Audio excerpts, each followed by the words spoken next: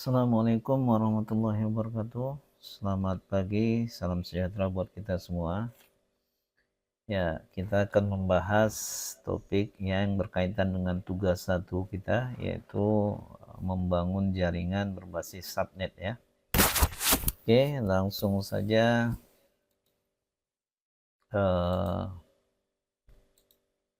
kita bahas ya. Nah,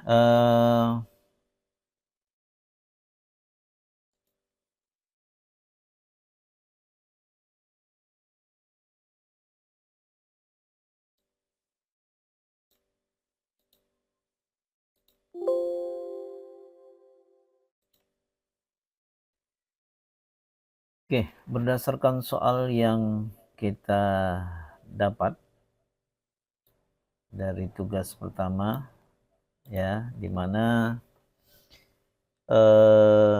kita disuruh membangun sebuah jaringan ya, di mana Anda diilustrasikan adalah seorang administrator jaringan yang tanggung jawabnya itu mendesain dan mengimplementasikan jaringan di sebuah perusahaan kecil yang sedang berkembang. Namun perusahaan ini juga sudah memiliki satu kantor cabang ya, di mana di kantor pusat itu ada beberapa departemen, yaitu di mana departemennya adalah penjualan dan jumlah host.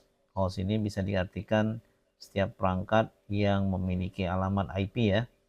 Bisa dia end device, bisa juga network device seperti router ya. Itu hostnya ada 50 perangkat atau 50 host. Ya, departemen pemasaran ada 30 host. Departemen teknologi informasi 10 host, server 5 host ya, 5 perangkat. Dan kita terhubung ke jaringan cabang, kantor cabang ya, dimana di kantor cabang jumlah perangkat atau hostnya itu ada 20, dan kita diberi satu blok alamat ya, kelas C, yaitu 192.168.10.0 ya per 24. Oke, nah lantas bagaimana cara mendesainnya ya. Nah, teknik yang kita gunakan untuk melakukan subnetting ini adalah teknik VLSM ya. Jadi ada dua teknik subnetting, ada teknik bagi rata namanya FLSM, Fixed Length Subnet Mask, dan yang satu lagi VLSM atau Variable Length Subnet Mask. Nah, kondisinya seperti ini karena berbeda-beda, kita gunakan yang VLSM, Variable Length Subnet Mask.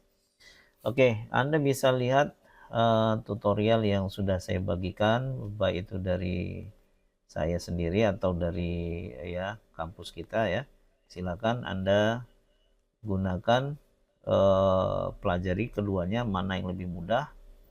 Oke. Nah, di sini saya sudah buat tabel ya, mengingat waktu kita terbatas. Nah, cara melakukan subnetting ya, kita gunakan itu tabel konversi ya, tabel konversi, di mana tabel konversi ini menunjukkan ya fungsinya untuk mengubah ya bilangan desimal ke bilangan biner atau sebaliknya. Oke, jadi tabel konversi inilah yang bisa kita manfaatkan untuk melakukan subnetting ya, atau ya membagi jaringan, di mana standarnya yaitu 2/0, 2/1 sampai 2/7. Kenapa hanya sampai 2/7? Karena ini mengilustrasikan jumlah bit. 1 byte itu kan 8 bit. Jadi ada 8 ya bit di sini. Bit pertama, bit kedua, bit ketiga, 4, 5, 6, 7 sampai 8. Jadi 2/7. 2/7 itu kalau dihitung adalah bernilai 128. Kalau 2/6 itu sama dengan 64 dan begitu seterusnya. Nah, untuk apa tabel konversi ini kita gunakan? Yaitu untuk memudahkan kita menghitung nilai subnet ya. Nah, tadi di departemen pertama, yaitu departemen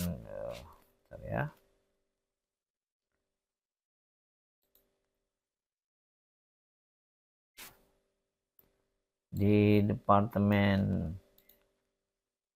penjualan kita membutuhkan 50 perangkat ya, 50 perangkat. Jadi 50 perangkat itu kira-kira apa hubungannya dengan tabel ini? Kita perhatikan. Jadi tabel ini bisa kita ilustrasikan sebagai tabel di mana ini adalah paket-paket dari kebutuhan kita. Misal kita ilustrasikan ini adalah pedagang kue di mana dia kuenya sudah dibungkus-bungkus. Ada satu bungkus itu satu kue, ada satu bungkus dua kue, ada satu bungkus itu 4 kue, bahkan ada satu bungkus itu isinya 128 kue. Nah, kalau anggota kita ada 50 orang tadi ya. Berarti anggota kita bilanglah anggota jaringan ya. Semuanya butuh makan, mau kita kasih makanan kue tadi. Kira-kira kalau jumlah kita ada 50, kue bungkus yang mana yang kita beli agar semuanya bisa makan? Kalau kita beli yang 32, sementara jumlah kita 50, berarti kan nggak cukup. Kalau kita beli 128, jumlah kita hanya 50, ini terlalu banyak lebihnya. Maka cari yang paling mendekati. Nah, 50 itu paling mendekatinya adalah 64. Berarti dengan kata lain, kalau kita beli 64 kue, semua anggota bisa makan nggak tanpa harus banyak berlebih. Ya, maka kalau sudah kita dapati 50 itu di posisi mana, kita kasih angka satunya. Dah. Nah, berarti kalau yang ke kiri tetap dapat angka 1, kita tambahkan, sisanya ini angka 0. Ini angka 0. Maka inilah bilangan binarnya. Biner ini kalau kita jadikan desimal, caranya gimana? Setiap yang berangka 1, kita jumlahkan. Berarti ini tambah ini. Kenapa ini nggak ditambah? Karena dia 0. Ini 0. Berarti ini nggak ada yang ditambah. Yang ditambah yang ada satunya saja. Berarti ini tambah ini nilainya 192. Oke. Nah, berarti nilai net mass untuk kebutuhan jumlah 50 host adalah 192. Ini dia. 192 maksimalnya 62. Kenapa 62? Ingat, 64 ini adalah banyaknya jumlah alamat IP. Tapi dalam jaringan ada 2 alamat yang nggak boleh kita pakai. Ya, maka kita kurangi 2. Kalau dikurangi 2, yang boleh dipakai 62. Nah, ini dia. Sementara kita butuhnya 50. Itu dia, ya. Nah, kemudian di sini selalu dicantumkan nilai prefiks per 26. Maksudnya apa per 26? Per 26 ini adalah banyaknya jumlah bit 1. Nah, contoh, net mass itu kan 255, 255, 255 ya. 255 kalau kita jadikan bilangan biner itu nilainya 1 semua. Ya. Sebanyak berapa? 8 bit. 1, 2, 3, 4, 5, 6, 7, 8. Tambah 255 lagi, berarti 8 tambah 8 ya. Udah 16. Tambah 255 lagi, berarti 8 tambah 8 tambah 8 24. Nah, karena kita sudah yang bagian belakang ini tadi kita minjemnya 2 gitu ya. Minjemnya 2. Udah kita rubah 0 ini menjadi 2. Angka bit satunya jadi tambah 2. Maka kalau kita jumlahkan dari sini sampai sini, totalnya adalah 26. 26 itu ini dia. Jadi ini istilahnya disebut prefiks per 26. Apa arti per 26? Itu banyaknya jumlah bit 1. Per 26 ini sama dengan artinya 255, 255, 255. Nah, ini tadi berapa? 110, kan yang ini dia. 110. Berapa ini? Ini dia. Ya, berarti di sini kalau udah kita rubah jadi 1110, 1100, ini sama dengan artinya desimalnya 192. Nah, inilah nilai net mass-nya, ya. Oke. Oke. Nah, jadi kalau kebutuhan kita ada 30, nilai net mass-nya 224. Kalau kebutuhan kita ada 10, nilai net mass-nya 240. Kalau kebutuhan kita sampai 100 lebih, ya, nilai net mass-nya 128, ya. Nah, kalau kita cuma butuh 2 host, net mass-nya berarti 252. Nah, seperti itu. Sehingga hasilnya kalau kita ilustrasikan dalam jaringan, ya,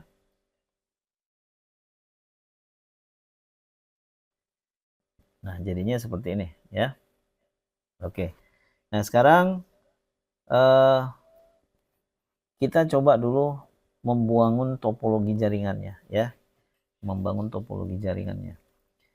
Nah, jaringannya kalau kita bagi, kalau kita bangun itu bisa menggunakan tampilan logis ya, bisa menggunakan tampilan fisikal. Oke. Nah, kalau tampilan fisikal kita diilustrasikan dengan kondisi nyata ya, seperti ini. Contoh di sini ini adalah kalau kita zoom kecil, ini adalah sebuah area yang sangat luas di mana setiap area ini bisa membangun sebuah kota. Ini ada satu kota ya. Nah, kalau kita zoom lagi, ini kotanya. Kalau kita mau mengilustrasikan tadi perusahaannya punya cabang di kota yang lain, maka kita tinggal tambahkan di sini create new city, maka akan muncul kota kedua. Nah, jadi kita bisa ilustrasikan, kita buat saja ini branch ya, cabang ya,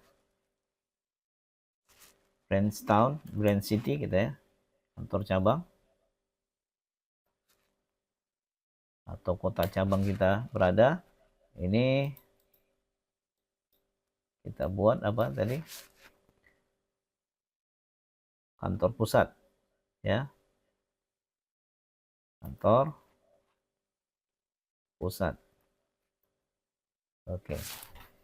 Nah, kita bisa masuk ke dalam area bukan kantor pusat ya, kota ya, kota pusat, pusat city, center city ya, center ya, center city, oke. Dah, ini branch city, ini center city. Oke, kita klik, berarti kita masuk dalam kotanya. Nah, di kota ini ada apa namanya, ilustrasinya, area-area tempat bangunan bisa kita letakkan. Kita letakkan aja di sini bangunannya. Oke, bangunannya ini kita beri nama kantor pusat atau center office ya. Oke. Kita bisa masuk ke dalam bangunannya. Kalau kita klik, kita sekarang sudah berada di bangunan, di mana bangunan itu ada ruang-ruang. Nah, kita bisa ilustrasikan, misalnya ini ruang server. Biasa ruang server itu ada rak dan sebagainya, kita letakkan di sini ya. Nah, di sini kita tempatkan untuk ruang-ruang departemen tadi seperti penjualan, pemasaran, TI, dan server. Ya, server yang ini ya. Nah, kita coba masuk ke ruang server. Nah, namanya server itu biasa diletakkan dalam rak-rak tertentu ya. Kita bisa tambahkan rak di sini, create new rak nih. Nah, untuk alat-alat yang kita butuhkan, kita bisa lihat di bagian bawah. Jadi alat itu bisa dikelompokkan menjadi dua. Ada end device, contoh end device itu bisa laptop, PC, server dan sebagainya. Ini end device semua. Ya, ada network device. Network device itu Anda bisa lihat di bagian bawah. Di bagian bawahnya ini network device itu ada jenisnya router, ada switch, ada hub, ada wireless. Ini dia alat-alat wireless. Ini dia jenis-jenis router, ini dia jenis-jenis switch gitu ya. Nah, jadi kebutuhannya tinggal ambil di sini. Nah, kalau kabel-kabel yang kita gunakan untuk menghubungkan, ini kita pilih di bagian connection. Ini ada jenis-jenis kabel mulai dari fiber optik, straight, ya, cross dan sebagainya. Oke. Nah, kita tempatkan tadi kebutuhannya adalah server. Di ruang server kita butuh server. Kita ambil server, ini server, letakkan di sini. Oke. Nah, ini ada dua dia, satu untuk powernya, power ke server. Kemudian kita tambahkan tadi switch ya, karena ada 5 perangkat misalnya. Misalnya kalau 5 perangkat kita butuh meja ya, tambah meja. Di sini ada meja.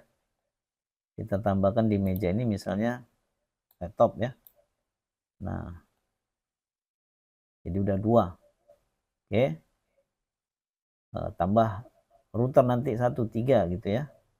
Kalau mau tambah lagi PC silahkan tambah PC gitu. Oke. Nah, kita menghubungkan 2 perangkat ini tentu butuh switch. Kita ambil switch. Nah, seperti ini. Ini switchnya. Dan tadi penghubungnya router ya. Kita ambil router. Misalnya router berapa yang kita gunakan. Kita ambil saja ini paling kanan. Oke. Silakan disusun. Ya, kalau logikanya kita harus kasih ruang ya, supaya jangan terlalu rapat yang bisa mengakibatkan panas ya. Oke, nah kalau sudah kita zoom R, diperbesar, zoom plus ya. Nah, kita bisa lihat ini. Kita hubungkan menggunakan koneksi ya, kabel dari apa nih, server ke switch itu biasanya menggunakan kabel straight ya. Anda bisa lihat di sini namanya straight through. Ini kita pasang kembali ke port pertama. Oke, akan muncul kabelnya. Pasang lagi dari router fase Ethernet 0 ke port kedua. Oke. Nah, seperti itu ya.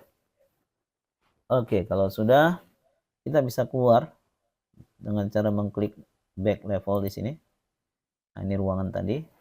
Kita tambahkanlah di setiap ruangan ini misalnya satu PC, satu laptop, perwakilan saja ya. Misalnya tadi penjualan ada 50 host. Bisa Anda tambahkan sebanyak 50 perangkat. Tapi nanti kita nyetingnya repot, makan waktu. Jadi untuk sekedar pengujian saja, kita ilustrasikan hanya satu atau dua perangkat saja untuk mewakili ya. Tambahkan satu switch, kalau 50 komputer kan butuh switch ya. Nah, satu switch ini mungkin maksimalnya 24 port, Anda bisa gunakan dua ya. Nah, departemen pemasaran kita buat di sini. Oke, pemasaran. Ya, kita gunakan dua perangkat juga. Ya, kita sambungkan juga dengan switch. Kemudian departemen IT ya. IT kita tambahkan juga laptop, PC, dan satu switch. Ya, ini kan ilustrasinya satu ruangan, mereka satu switch ya. Oke, kita sambungkan. Kita sambungkan dari sini. Boleh Anda zoom. Oke. PC ke switch. Oke. Sambung lagi PC ke switch. Ya, ini. Oke. Sudah, ini juga kita sambungkan menggunakan straight. Oke, ke switch. Dari laptop ke switch. Oke. Ya, ini juga sama. Sambungkan.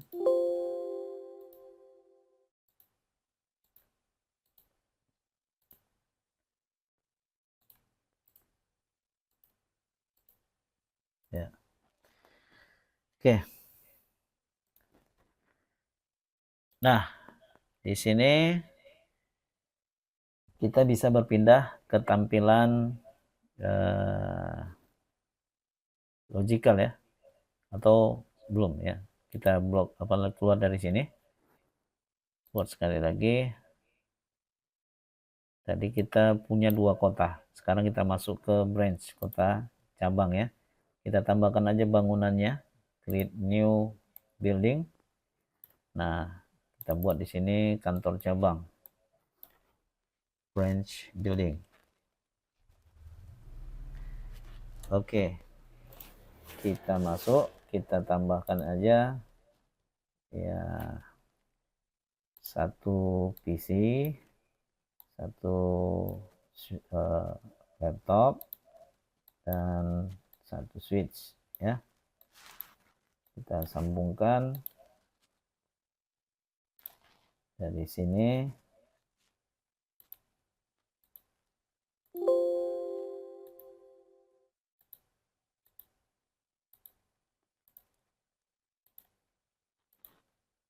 Oke.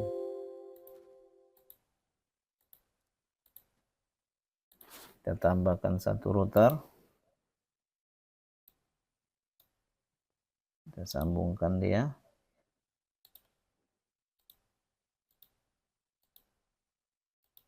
Oke. Nah, kita bisa keluar ke tampilan logical. Saat kita gunakan tampilan logical ini mungkin berantakan posisinya ya. Tinggal kita susun saja.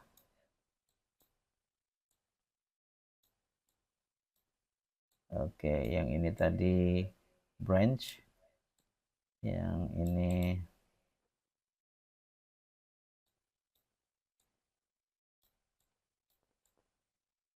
ya, ini server yang ada switchnya, routernya kita bilang server lah ya.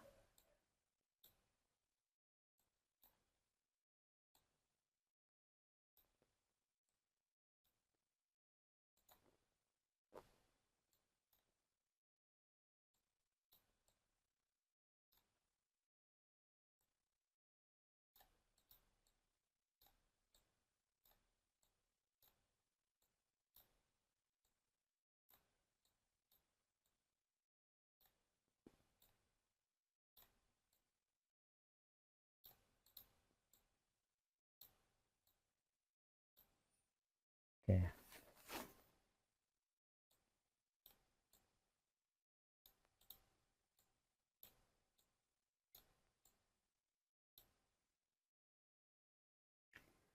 Ya.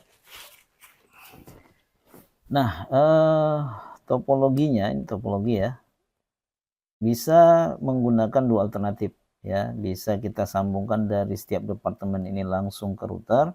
Bisa juga kita tambahkan satu switch lagi, misalnya switch core ya. Jadi nanti hasilnya ada dua alternatif. Bisa kita buat seperti ini ya. Setiap departemen langsung ke router, atau alternatif kedua, setiap departemen disambungkan dulu ke switch baru ke router. Sudah? Nah, kalau kita lihat soalnya nanti ya, yang mana saja bisa topologinya. Yang penting Anda bisa menjelaskan alasannya. Mungkin kalau kita langsung ke router, itu routernya mungkin terbatas ya. Jadi tidak ada port yang cukup untuk menampung setiap departemen. Maka kita bisa gunakan satu switch untuk tambahan skin. Nah, bisa juga kita upgrade routernya. Contoh, ini routernya sudah di-upgrade. Nah, saya kasih contoh seperti ini. Bagaimana mengupgrade router kita. Ya. Kita misalnya membeli sebuah router, ini routernya. Ternyata routernya kalau kita lihat ya, kita perbesar, terminal untuk Ethernetnya untuk LAN itu cuma 2. Nah, di sini bisa kita update. Update dengan cara apa? Matikan dulu routernya, cari alat-alat port yang bisa kita tambah. Setiap Anda klik ini, Anda bisa lihat gambarnya. Ini untuk apa? Keterangannya di sini. Oke. Nah, kita cari itu port Ethernet ya. HWIC 4AS yaitu menyediakan port switching port. Kita lihat lagi.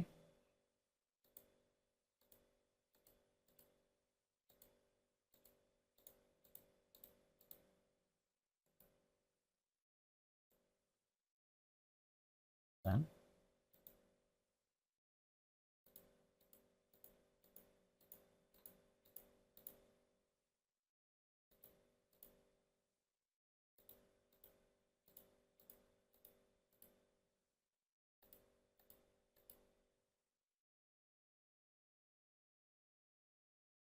Ya, ini kita pakai. Nah, jadi sudah ada 4 port Ethernet ya. Nah, kemudian untuk menghubungkan jaringan pusat ya ke cabang itu kita butuh port ya dengan teknologi serial ya. Jadi itu contohnya port WIC 1T, 2T, mana deh? WIC 2T, yang ini ya, WIC 2T. Nah, kita tambahkan di sini. Nah, oke. Kalau sudah, silakan dinyalakan lagi routernya. Nah, jadi dengan adanya ini kita bisa sambungkan sehingga nanti ilustrasinya bisa seperti ini. Untuk LAN-nya kita sambungkan menggunakan port Ethernet tadi, bisa lebih dari 4 ya, lebih dari 1 atau 2. Dan untuk yang serial ini hubungannya kemarin. Nah, sekarang kita bahas terkait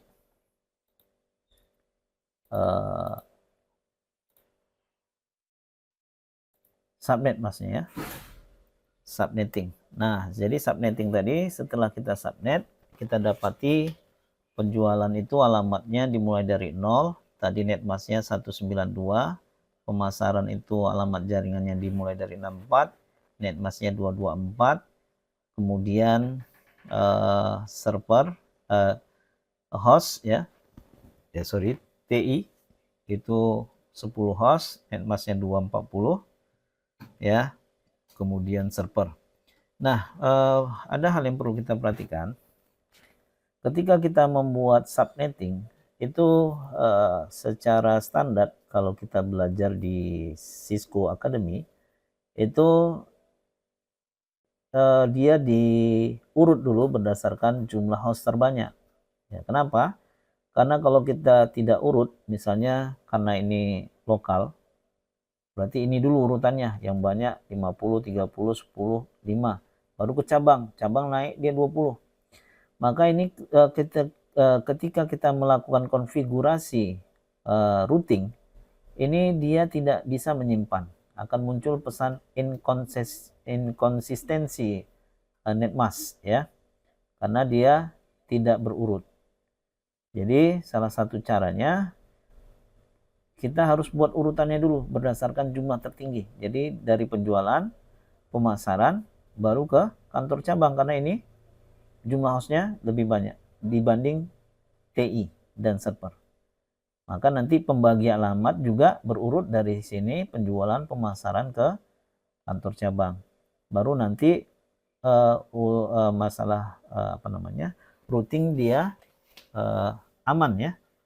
Nah, kalau tidak kita lakukan secara berurut, nanti ada satu routing dia nggak mau karena dianggap netmasknya ini tidak inkonsistensi gitu ya, tidak konsisten. Oke, nah ini topologinya yang bisa kita gambarkan berdasarkan soal. Udah, netmasknya berapa, alamat jaringannya berapa, kemudian tentu komputer yang menggunakan alamat dari berapa sampai berapa ya. Nah, kemudian kita masuk ke pembahasan routing. Nah, routing. Dalam routing ada istilah next hop gitu ya.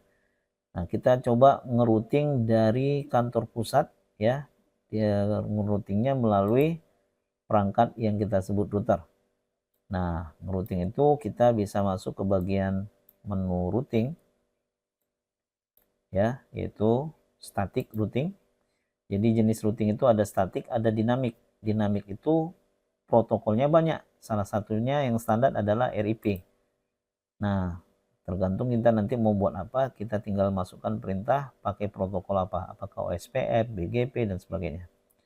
Nah, untuk memahami konsep routing, kita lebih bagus belajarnya yang statik ya. Nah, apa yang kita isi di sini? Network. Apa itu network? Network itu yang kita isi adalah alamat jaringan tujuan. Karena kita berada di router yang milik pusat, kita mau menghubungkan ke milik cabang. Berarti alamat cabang ini berapa? Alamat cabang yaitu tadi setelah kita bagi bernilai 192, 168, 10, 154. Maka kita masukkan di sini. 192.168.10.154. Kita masking ya, masukkan netmasknya. Netmasknya tadi jadi berapa? Di sini tertera netmasknya yaitu 224 ya. Kita masukkan 255.255.225.224. Nah, yang mana yang next hop? Next hop itu adalah alamat dari terminal berikutnya. Kita kan sekarang ada di pusat, mau ke cabang. Maka terminal berikutnya ini yang dikatakan dengan next hop. Ya. Nah, jadi ini kalau diilustrasikan dalam kehidupan nyata kita, ini ibaratnya ada orang yang mau berangkat dari satu kota ke kota lain, naik bus. Nah, kalau naik bus kita kan harus lewat terminal. Nah, kita bilanglah terminal yang di sini terminal antar kota, yang di sini terminal dalam kota ya. Nah, terminal antar kota, contoh kalau saya di Medan ini namanya Amplas. Nah, kalau tujuan kita misalnya ke Jakarta, berarti ini terminal yang ada di Jakarta. Kita bilanglah misalnya terminal apa ya? Pulau Gadung gitu ya. Misal. Nah, maka terminal next hub kita yaitu Pulau Gadung. Maka kalau sudah kita masukkan di sini misalnya 192.168.10 berapa? Ini dia terminalnya. Nama terminalnya 154. Kita masukkan 154. Nah, kalau sudah tinggal Anda tekan tombol add. Begitu Anda add akan muncul di sini. Ini dia. Nah, jadi kalau membacanya ini apa ini? Cara membacanya kalau mau menuju terminal menuju kota apa namanya? Kota nih, kota apa? Kota cabang, Anda harus lewat terminal yang ini. Ya, itu arti nexus. Nah, lantas bagaimana dengan yang ada dalam satu kota ini? Nah, kalau satu kota dia menuju ke jaringan lain, kita bisa buat nilai gateway-nya itu, nexus-nya itu nilai default ya, default itu 000 default. Jadi artinya alamat berapapun dia bisa teruskan gitu ya. Nah, itulah yang bisa kita isi ya untuk routing. Jadi ada berapa routing ini? Menuju jaringan penjualan, ini dia ya. Menuju jaringan pemasaran, ini dia. Menuju jaringan host tuh bukan host ya. Menuju pemasaran itu di 64 ini ya. Menuju IT atau TI 128 ini dia. Menuju jaringan yang ada servernya, ini dia. Dan menuju cabang, ini dia. Jadi ada berapa jaringan yang bisa dituju? 1, 2, 3, 4, 5. Ini 1, 2, 3, 4, 5. Ini routing yang ada di router milik kantor pusat. Nah, bagaimana dengan routing yang ada pada kantor cabang? Nah, kantor cabang nggak perlu sebanyak itu. Ya, tujuan dia kantor cabang hanya ke server. Ya, sudah ke server. Maka kita cukup cantumkan menuju ke cabang pusat ya. Pusat ya, bukan cabang. Dari cabang menuju ke pusat itu alamat jaringan berapa? Ya kita tinggal buat alamat umum saja. Alamat umum tuh 10.0/24. Kalau per 24 artinya mencakup alamat berapapun di sini dia bisa dihubungkan nanti. Nah, seperti itu ya. Nah, kemudian kita masukkan juga supaya nanti komputer-komputer yang ada di jaringan ini bisa membalas balik ya pesan dari komputer yang ada di sini, kita masukkan juga alamat yang ada di cabang. Ini alamat cabang 96 ya, ini 96. Nah, next hop-nya kita pakai alamat default. Kalau yang dari cabang menuju pusat, next hop-nya yang ini ya, 53, 153. Oke. Nah, jadi untuk routing di router milik cabang kita hanya butuh 2 informasi yang kita masukkan ya. Kalau yang di pusat ya kita masukkan informasinya sebanyak 5 ya. Nah, oke. Nah, itulah tadi ya, inilah yang dikatakan dengan topologi ya. Jadi kalau Anda membuat jaringan, coba buatkan topologinya supaya bisa dipahami gimana konsepnya ya. Nah, oke. Jadi kalau hanya di subnetting, kita sulit membayangkan seperti apa bentuk jaringannya. Nah, jadi dalam tugas itu seharusnya ada topologi diagramnya ya. Untuk buatnya kita bisa gunakan aplikasi Cisco Packet Tracer. Oke, saya rasa itu saja yang bisa kita bahas di pertemuan hari ini. Oke. saya sudahi. Semoga bermanfaat ya. Ingat, kemampuan kita bisa berkembang ya, bisa bertambah kalau sering diulang-ulang atau sering dipraktekkan ya. Jadi silakan disimulasikan setiap ada tugas. Nah, dan semoga ilmu Anda terus berkembang ya, bisa menjadi admin jaringan yang baik. Oke ya, kita akhiri. Assalamualaikum warahmatullahi wabarakatuh. Selamat siang.